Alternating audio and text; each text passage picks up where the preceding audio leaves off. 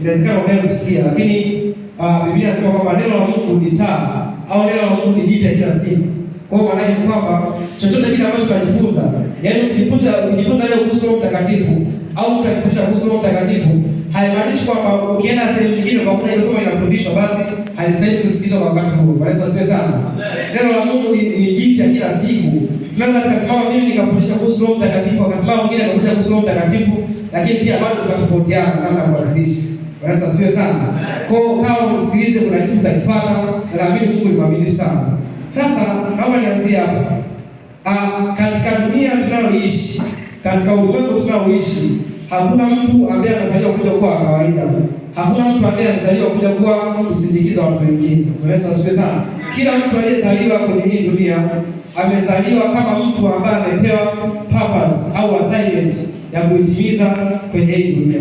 Sasa leo sisi sana namna ya kujua purpose yako au namna ya kujua kusudi lako.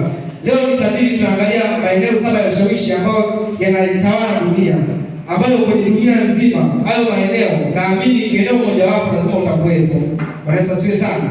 Sasa kwenye Biblia hii ukisoma kuna mtu pale alikuwa anaitwa Uzia. Bwana Yesu asifiwe sana. Uzia alikuwa ni kijana mwenye umri wa miaka 16, lakini Uzia alipewa nchi atawale kama mfalme. Bwana Yesu asifiwe sana. Katoto kadogo kana miaka 16 kanapewa nchi. Hebu muulize jirani yako, wewe ukiwa na miaka 16 ulikuwa wapi? Rudia tena, ukiwa na miaka 16 ulikuwa wapi? Bila shaka kuna wengine hapo mlikuwa mnakula asikiliza Biblia. Uongo kweli? Kuna wengine ambao mlikuwa mnacheza redio. Uongo kweli? Kuna wengine ambao mnacheza mpira. Uongo kweli? Lakini kanima mtu wa miaka 16. Yesu asifiwe sana. Mtu wa miaka 16 anapewa nchi ya uongozi. Wakati nasoma hichi kisa. Yesu asifiwe sana. Wakati nasoma hichi kisa, nikagundua nikapiga hesabu na miaka yangu nikaweka hapo, nikaenda kuangalia nikasema nisije kweli ninacheza sana. Yaani kweli nilipofikia hapa, naona kabisa sijafanya kitu chochote kwa sababu mtu ana miaka 16 anapewa nchi ya uongozi. Can you imagine? Yaani mtu ana miaka 16 anapewa hii nchi tunakupa uongozi. Bwana asifiwe sana. Sasa siamini kama hapa ndani kuna mtu ana miaka 16.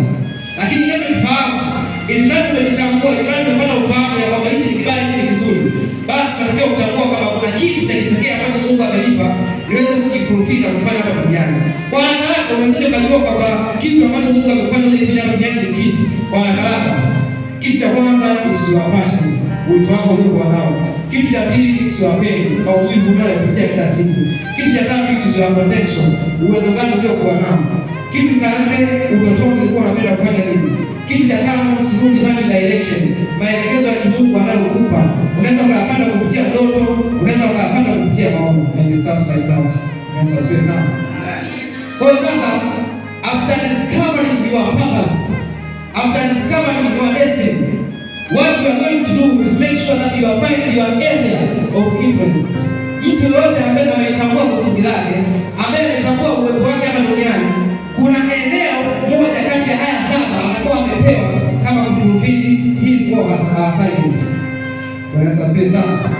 Kwa hiyo sasa unaposikia vitu vinaitwa mwili wa Kristo, mwili wa Kristo haimaanishi kwamba wanaosimama wanahubiri, wanaosimama wanafundisha ndio wanaojenga mwili wa Kristo. Unaweza kama kufanya biashara kama unajenga mwili wa Kristo. Unaweza kuwa mwimbaji kama unajenga mwili wa Kristo. Unaweza kuwa na kipaji cha aina yote kile lakini unajenga mwili wa Kristo. Bwana asifiwe sana. Kwa hiyo mwili wa Kristo haujengi kwa mtu anayesimama madhabahuni wala kwa mtu ambaye anahudumu madhabahuni. Mwili wa Kristo unajengwa kwa mtu ambaye ameamua kudiscover what is purpose. Sasa toa mwili wa Kristo, mwili wako huu ni kama mwili huu. Kidole chako kikiumia nasema Onesimo ameumia. Kichwa chako kikubwa nasema Onesimo ameumia. Kwa hiyo hata mwili wa Kristo kuna watu wakifeli, basi mwili wa Kristo umefeli. Sasa tuangalia maeneo 7 ya Bwana yanatawala dunia, ambao kila mtu anatakiwa adiscover eneo lake ni lipi na kuendelea. Eneo la kwanza ni eneo la kiroho au eneo la dini.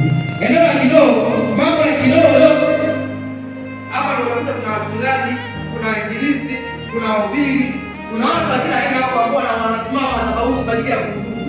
Ndio eneo lao. Yesu asifiwe sana. Amina. Nina uhakika kabisa hapa hivi, yaani hapa niangalia kwa uhakika. Basi mimi Sio wote watakuja kuwa walimu. Anaweza asiwe sana. Kuna watu wanafika hapa kutoka hapa baada ya kumaliza hapa.